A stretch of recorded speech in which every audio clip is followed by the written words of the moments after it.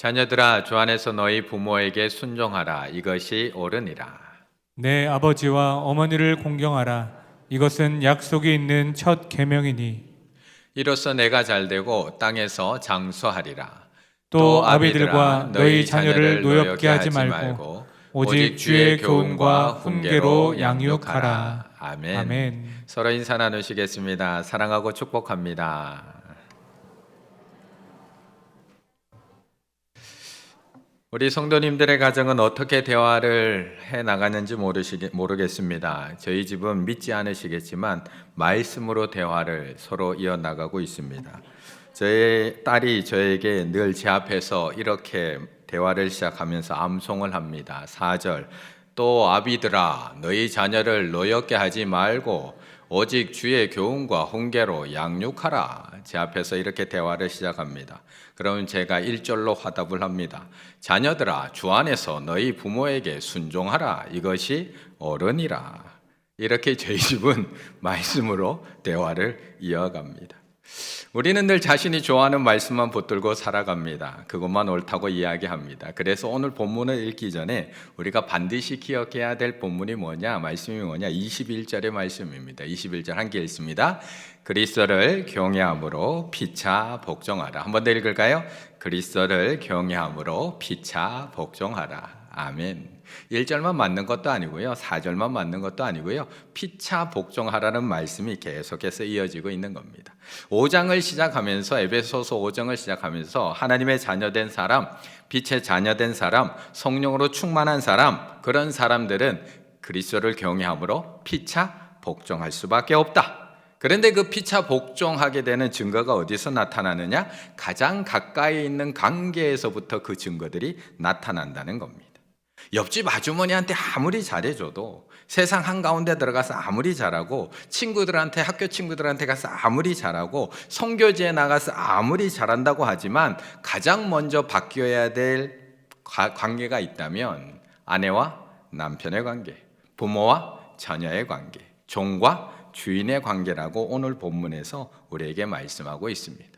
오늘 본문은 그 가운데서도 부모와 자녀의 관계에 대해서 말씀을 합니다. 특별히 오늘은 어와나 시상식을 앞두고 부모에게 전하는 그런 말씀, 우리 부모들에게 주는 4절의 말씀에 조금 포커스를 맞춰서 오늘 말씀을 나눠 보려고 합니다. 세상의 모든 자녀들이 가장 좋아하는 말씀, 4절의 말씀 같이 한번 읽겠습니다. 4절입니다. 또 아비들아 너희 자녀를 노엽게 하지 말고 오직 주의 교훈과 훈계로 양육하라. 아멘. 우리는 우리들만, 부모된 우리들만 자녀들을 보면서 화가 난다라고 생각하고 있지만 사실 우리 자녀들이 참을 뿐이지 부모를 보면서 얼마나 화가 날 때가 많은지 모릅니다. 때로는 정말 고마울 때도 참 많이 있습니다. 그렇다면 저 상당히 긍정적으로 끄덕이고 있습니다. 네, 저희 집 딸인 것 같습니다. 네. 우리 자녀들이 어느 부분에서 우리 부모들을 참고 있을까요? 물어보면 이유가 한두 개가 아닙니다. 엄마 마음대로 하는 거, 나는 이 학원 다니고 싶은데 엄마 마음대로 이 학원 끊어서 보내는 거, 상황은 물어보지도 않고 혼내는 거, 내가 안 했는데 나한테 뭐라고 하는 거, 동생은 안 혼내고 나만 혼내는 거, 기분 좋을 때는 된다고 했다가 기분 안 좋을 때는 안 된다고 했다가, 나도 혼자 얼마든지 잘할 수 있는데 항상 어린이 취급하는 거. 그 중에서도 우리 자녀들을 가장 화나게 만드는 것은 우리 부모들이 가지고 있는 욱하는 성격입니다. 욱하는 성격. 사람에게는 감정의 그릇이 있다고 이야기합니다. 오은영 박사가 그렇게 이야기합니다. 그 그릇에 부정적인 감정이 점점 차오르다가 벼랑간 분출되는 거. 평소에는 가만히 멀쩡하다가 갑자기 욱 하고 나오는 것. 욱은 마치 상대를 공격하듯이 충동적으로 나온 감정이라고 이야기합니다. 그런데 이렇게 부모들이 욱하는 모습을 보면 두 부류가 있다고 합니다. 이 책에서 두 부류를 이야기하는데, 하나는 감정을 담는 그릇 자체가 원래 작은 사람이 있다고 합니다. 그런 사람들은 조금만 불편해도 감정이 유발되고 분출되는 사람들.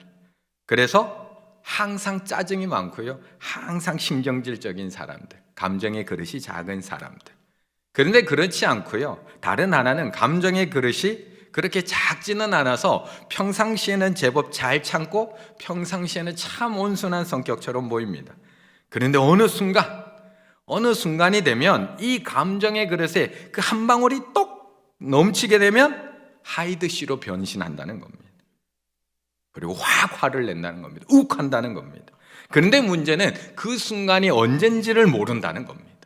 어느 순간이 그 한 방울인지를 모르기 때문에 주변 사람들이 늘 불안해하는 사람, 욱하는 사람. 그런데 감정 발달은 후천적이라고 합니다. 보통은 부모와 자녀의 관계에서 이 감정은 학습이 된다고 이야기합니다. 부모가 아이에게 직접 감정 조절을 가르쳐 주기도 하고요. 그거 화내면 안 돼. 그렇게 소리 지르면 안 돼. 직접적으로 가르쳐 주기도 하지만 가족 간의 감정 조절을 어떻게 하는지 뒤에서 옆에서 보고 배우기도 합니다. 그렇기 때문에 부모가 감정 발달이 잘 되지 못해 감정 조절에 욱 하면서 미숙하면 아이 또한 그렇게 될 가능성이 높다. 그래서 저 책 제목이 뭐냐? 못 참는 아이, 욱하는 부모. 결국 부모의 욱하는 성격으로 하여금 자녀를 못 참는 아이로 만들어버린다는 겁니다. 언제 화낼지 모르는 아빠가 불안해서 말 한마디 한마디가 너무 조심스러운 겁니다. 평상시에는 괜찮은데 어떤 말을 하면 갑자기 확 폭발하는 아빠 때문에 감정 조절이 미숙한 어른으로 그 아이도 만들어버린다는 겁니다. 그러다 보니까 가장 가까이에 있는 부모로부터 가장 사랑도 받지만 가장 많은 상처도 받게 됩니다. 옆에 분과 한번 인사 나눠볼까요? 미안해, 아빠도 처음이라서 그랬어. 이렇게 인사 나누겠습니다. 미안해, 아빠도 처음이라서 그래. 우리 아빠는 처음 아니잖아. 그런데 일단 먼저 제가 이렇게 사과를 하고, 저도 아빠로서 우리 자녀들에게 이렇게 먼저 사과를 하고, 그 다음에 저도 아빠로서 할 말이 있습니다. 물론 아빠로서 제가 자녀들을 더 잘 양육해야 한다는 건 맞습니다. 맞지만 우리 자녀들은 항상 너무 화가 나 있습니다. 솔직히 얘기해서 너무 화가 나 있어서 제가 조심스럽습니다. 씻으라고 2번만 이야기하면 잔소리한다고 화를 냅니다. 학교 생활이 조금 궁금해서 물어보면 몰라도 된다고 화를 냅니다. 외모에 대해서 한마디 하면 외모 비하하지 말라고 화를 냅니다.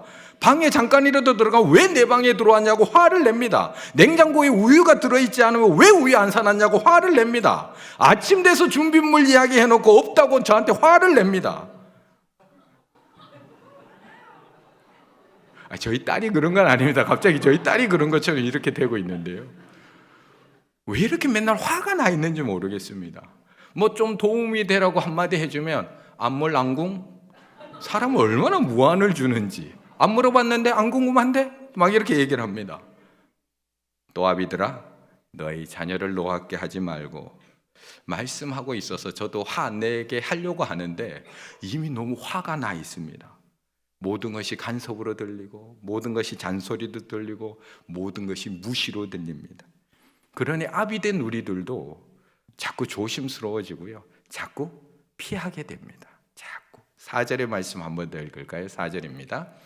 또 아비들아 너희 자녀를 노엽게 하지 말고 오직 주의 교훈과 훈계로 양육하라. 아멘. 사실 자녀를 잘 안 키우고 싶은 부모가 어디 있겠습니까? 특히 하나님께서 맡겨주신 이 귀한 생명들을 믿음 가운데 믿음의 자녀로 안 키우고 싶은 부모가 어디 있겠습니까? 잘 키우고 싶습니다. 기도와 말씀으로 양육하고 싶습니다. 그러다 보니까 노엽게 하지 않기 위해서 자꾸 안 마주치려고 합니다. 자꾸 안 마주치려고 합니다. 왜요? 보면 화나거든요. 보면 답답하고 짜증이 나거든요. 하루 종일 게임기 들고 누워있는 아들을 보면 잘 참아왔던 내 마음이 요동치기 시작을 하거든요. 차라리 보지 말자. 차라리 안 보는 게 죄 안 짓는 거지. 차라리 안 보는 게 속 편한 거지. 너는 너대로 살고 나는 나대로 살고. 그래서 아이는 아이 방에 들어가서 열심히 자기 혼자 하고 싶은 거 하고 아빠는 아빠 방에 들어가서 나오지를 않습니다. 예전에는 스마트폰이라도 없어서 어쩔 수 없이 거실에서 만나기라도 했습니다. 같이 TV 보려고, 그래도 개콘 보려고 가끔 만나기는 했습니다. 근데 이제 스마트폰이 있으니까요, 나오지도 않습니다. 각자 폰 들고 각자 방으로 들어가서 각자 방에서 생활합니다. 아침에 일찍 나갔다가 늦게 들어오는 아빠는 얼굴 볼 일 없고요. 이제 나도 욱하지 말고 살아야지. 나도 이제 욱하지 말고 살아야지 마음먹은 엄마는 최대한 아들 얼굴 안 보려고 노력합니다. 괜히 짜증내는 거 보면 내가 또 죄 지을까 봐. 오늘 아침에 내가 큐티하면서 그렇게 결단했는데 또 그 결심이 날아갈까 봐 최대한 안 마주치려고 우리는 노력하며 살아갑니다. 그러면서 우리는 그런 날을 이렇게 포장합니다. 하나님의 손에 맡긴 거야. 우리 자녀, 우리 아들 하나님의 손에 맡긴 거야. 이건 회피가 아니야. 하나님의 손에 맡긴 거야. 내가 죄 안 지으려고 더 이상 안 마주치려고 하는 거야. 우리 스스로를 우리는 이렇게 포장하며 살아갑니다. 그런데 그게 정말 하나님의 손에 맡긴 걸까요? 안 마주치고, 안 부딪히고, 안 답답해하는 것이, 내가 안 답답한 것이 하나님의 손에 맡긴 걸까? 출애굽기 2장에 보면 모세를 더 이상 숨길 수 없어서 키울 수 없었던 모세의 엄마가 모세를 갈대 상자에 넣어서 나일강에 흘려보내는 장면이 나옵니다. 그녀는 더 이상 그 아이를 책임질 수 없어서 하나님의 손에 맡깁니다. 그래서 갈대 상자에 넣어서 흘려보냅니다. 그러면 끝인가? 아니라는 겁니다. 모세의 어머니는 모세를 하나님의 손에 맡겼지만 갈대 상자를 완벽하게 준비를 합니다.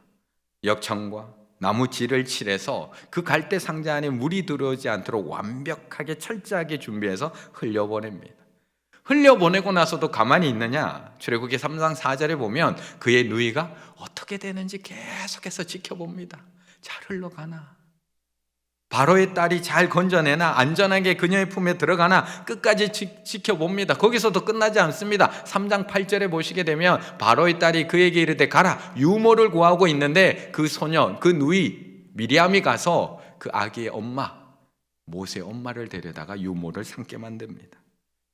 하나님의 손에 맡겨 흘려보냈지만 끝까지 지켜보고요. 어떻게든 내가 키우려고, 어떻게든 먹이려고, 어떻게든 젖을 먹이려고 애쓰고 있는 모세 엄마의 모습이 등장하고 있습니다. 그렇다면 우리도 너희 자녀를 노엽게 하지 말고 여기서 만족하는 부모가 되어서는 안 됩니다. 자녀를 노엽게 하지 않는 게 우리의 목표가 아니거든요. 자녀를 노엽게 하지 않는 게 우리의 목표가 아니라는 거예요. 그런데 우리의 목표는 어느새 자녀를 노엽게 하지 않는 거예요. 또 아비들아, 너희 자녀를 노엽게 하지 말고 그 다음이 있다는 거예요. 뭐죠? 오직 주의 교훈과 훈계로 양육하라. 여기까지 가야 된다는 겁니다. 노엽게 하지 말라고 하는 이유는 뒤에 이어지고 있는 오직 주의 교훈과 훈계로 양육하기 위해서 노엽게 하지 말라는 거지. 노엽게 하면 마음을 닫고 귀를 닫기 때문에 오직 주의 말씀과 훈계로 양육하기 위해서 노엽게 하지 말라는 거지, 노엽게 하지 않는 것이 목표는 아니라는 겁니다. 그래서 우리가 해야 될 목표는 오직 주의 교훈과 훈계로 양육하는 것. 그렇다면 이제 우리는 어떻게 해야 되는 걸까? 이미 화가 나 있는 저 아이들, 이미 아빠 엄마와 편안하게 대하는 것이 익숙하지 않은 저 아이들, 어떻게 노엽게 하지 않고 어떻게 오직 주의 말씀과 교훈과 훈계로 양육할 수 있을까요? 4절 또 한번 읽을까요? 시작. 또 아비들아, 너희 자녀를 노엽게 하지 말고 오직 주의 교훈과 훈계로 양육하라. 아멘. 모든 신앙의 교육의 출발점은 가정입니다. 모든 신앙의 출발점은 가정입니다. 부모입니다. 아버지와 어머니가 신앙의 주체입니다. 그리고 반드시 우리는 그렇게 되어야 합니다. 우리 교회가 결국 말씀 한 가족, 주일날 주일 말씀과 교회학교 말씀과 구역 말씀과 가정 예배의 말씀을 하나로 맞추는 이유는 다른 게 있는 게 아닙니다. 교회에서만 들은 말씀으로 끝나지 말고 그 말씀이 교회학교에서 가정에서 계속해서 반복이 되면서 어느 자리에 있든지 가정에서 가장 많은 만나게 되는, 접촉하게 되는 엄마와 아빠로부터 신앙의 교육을 받게 하기 위해서 우리는 말씀 한 가족을 하고 있는 겁니다. 그래서 가정까지 그 말씀이 흘러가야 합니다. 그런데 중요한 것은 오직 주의 교훈과 훈계로 양육을 해야 되는데 내가 그 실력을 갖추고 있느냐는 겁니다. 내가 그 실력을 갖추고 있느냐? 우리가 이 말씀을 몰라서 안 한 게 아니거든요. 우리 이 말씀 수도 없이 많이 들은 말씀이거든요. 그런데 왜 안 되는 걸까?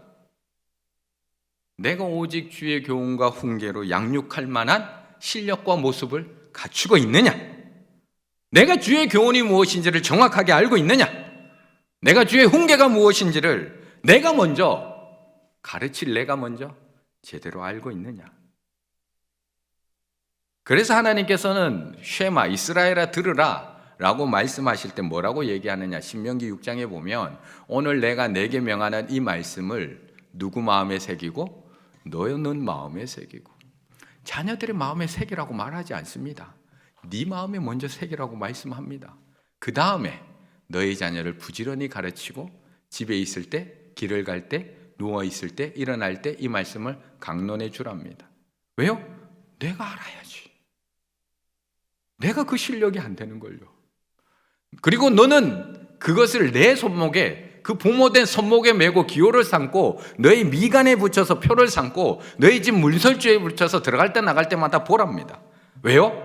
나부터, 부모된 나부터 말씀을 가르칠 만한, 앉았을 때나 길을 갈 때나 누웠을 때나 일을 할 때나 언제든지 그 말씀이 나올 수 있을 만한 그런 실력을 갖추고 있느냐는 겁니다. 우리 성도님들 다 아는 사실이지만 제 아들이 축구를 하고 있습니다. 이제 축구를 계속 하고 싶어 해서 이제 축구하는 학교로 이렇게 진학하려고 준비하고 있습니다. 이 축구하고 있다라고 어디 가서 이제 뭐 요즘 몇 학년이에요? 그래서 뭐 하고 있어요? 그럼 축구해요 라고 이야기하면 대부분 하시는 말씀이 이겁니다. 이야, 손흥민 나오겠네, 손흥민. 야, 충주에서 손흥민 나오겠네. 야, 충일교에서 손흥민 나오겠네. 축구만 하면 다 손흥민 되는 줄 알고 있습니다. 그래서 제가 대답하는 말이 있습니다. 손흥민에게는 손흥정이라고 하는 실력 있는 아버지가 있었지만 저희 아들에게는 그런 아버지가 없네요. 손흥민에게는 손흥정과 같은 실력 있는 아버지가 있었지만 저희 아들에게는 그런 아버지가 없네요. 손흥민은 실력 있는 아버지와 순종하는 아들이 만난 작품 아닌가요? 실력 있는 아버지와 순종하는 아들. 우리도 다 인정하는 사실입니다. 어려서부터 집에 앉았을 때든지 길을 갈 때든지 누워있을 때든지 일어날 때든지 축구 생각만 하고 축구 연구만 하고 축구 연습, 축구만 가르쳐줬던 아버지가 있었기 때문에 그는 최고의 선수가 될 수 있습니다. 그렇다면 저희 아들은 지금 하루라도 빨리 축구를 포기하는 게 맞지 않을까요? 축구 실력이라고는 단 일도 없는 아버지 밑에서, 축구라고는, 축구공이라고는 제대로 찰 줄 모르는 아버지 밑에서 자라고 있는 저희 아들은 축구 그만두는 게 맞지 않을까요? 하지만 우리가 포기하지 않고 하는 게 뭔가요? 클럽에 보내고 학교에 보내고 훌륭한 감독을 만나게 하고 내가 실력이 안 되니까 잘 가르쳐 줄 수 있는 사람을 찾아서 우리가 맡기고 있는 것 아닌가요? 비록 나는 아직 그 실력을 갖추지 못했지만 이 아들을 축구를 가르쳐 줄 수 있는 곳으로 보내고 뒷바라지하는 게 우리들이 지금 하고 있는 모습 아닌가요? 양육하고 있는 건 아닌가요? 그런데 우리 성도님들은 왜 안 보내시나요? 실력이 돼서 안 보내시는 건가요? 아니면 무관심해서 안 보내시는 건가요? 왜 안 배우고 계시는가요? 왜 그 실력을 갖추려고 하지 않고 계시는 건가요? 왜 주의 교훈과 훈계로 자녀를 양육할 만큼의 실력을 갖추려고 하지 않고 있는 건가? 아니면 여전히 노엽게 하지 않기 위해서 피하기만 하고 있는 건가요? 아니면 하나님의 손에 맡긴다고 하는 핑계로 방관하고 있는 건 아닌가요? 사실 오늘 오와 나 시상식이기 때문에 제가 오와 나만 말씀드렸지만 오와 나만 가지고 지금 말씀드리는 건 아닙니다. 교회에는 내가 가르칠 수 없는 그 주의 교훈과 훈계로 가르치고 교육할 수 있는 많은 도구들이 있습니다. 오와 나뿐만 아니라 교회 학교를 잘 보내는 것, 아이들을 큐티 훈련을 시키는 것, 교회 가정에서 가정 예배를 드리는 것, 모든 게 다 마찬가지입니다. 내가 실력이 조금 부족하다면 교재를 이용하면 되고 배울 수 있는 사람에게 보내면 되고 실력 있는 사람에게 보내고 그 사이에 내 실력도 키우면 되는데 우리는 그 자체를 하지 않습니다. 그냥 노하지 않게 하는 것까지 거기까지가 우리의 몫이라고 생각을 합니다. 예전처럼 무조건 내 앞에 앉아놓고 일방적으로 가르치는 방식이 아니라 얼마든지 아이들이 노엽게 하지 않고 주의 교훈과 훈계로 양육할 수 있는 방법들이 많음에도 불구하고 우리는 내 실력도 키우지 않고 실력 있는 곳에 보내지도 않고 있다는 겁니다. 이제 아이들이 다 커서 방법이 없다고 이야기하시나요? 이제 부모 품을 다 떠나서 이제 우리 자녀도 어떻게 할 방법이 없어? 아니요. 지금 우리 교회 안에는 다 큰 자녀들과 가족하고 단톡방 만들어서 큐티 나눔하고 있는 가정들도 있습니다. 저녁 8시마다 자녀들하고 같이 기도 제목 올리고 기도하는 가정들도 있습니다. 줌으로 흩어진 형제들과 함께 예배드리고 있는 가정들도 있습니다. 왜 없다고 생각하시나요? 왜 안 된다고 생각하시나요? 노엽게 하지 않는 것으로만 끝나고 있기 때문에 그걸로 만족하고 있기 때문에 그렇습니다. 우리 아이들 노엽게 하지 않으려고 한다는 이유로 피하고만 하지 마시고 오직 주의 교훈과 훈계로 양육하기 위해서 의지를 가지시고 우리가 기도하며 준비한다면 하나님께서 우리를 위해서 준비해 놓으신 수많은 교재들과 수많은 도구들이 우리에게는 이미 허락되어 있다는 겁니다. 오늘 시상받는 우리 오하나 친구들, 화가 나서 배우고 있는 친구들 있나요? 없답니다. 조금 있다가 이제 영상도 한번 보실 텐데 이제 막 그 시합했던 영상도 한번 보실 텐데 얼마나 신나게 하고 있는지 모릅니다. 막 소리 지르며 또 말씀 암송하며 즐겁게 그렇게 자라나고 있습니다. 아직 어린 자녀가 가정에 있다면 우리 성도님들 가운데 아직 어린 아이들이 가정에 있다면 잔소리로 노엽게 하지 마시고 여호와나로 보내셔서 정말 부모된 나부터 말씀으로 변화되기 위해서 힘쓰시기를 바라겠습니다. 또한 가정예배, 큐티 사역, 여러 가지 우리가 자녀를 양육할 수 있는 많은 도구들과 방법들이 있습니다. 그냥 노엽게 하지 않는 것, 화나게 하지 않는 것에 만족하지 마시고 그 하나님께서 우리에게 허락해 주신 좋은 교재와 도구들을 통해서 정말 우리의 자녀들이 오직 주의 교훈과 말씀 안에서 훈계 안에서 믿음 안에서 잘 성장해 나갈 수 있도록 거기까지 성장시켜 나가실 수 있는 우리 충현의 모든 부모들이 다 되시기를 간절히 바라겠습니다.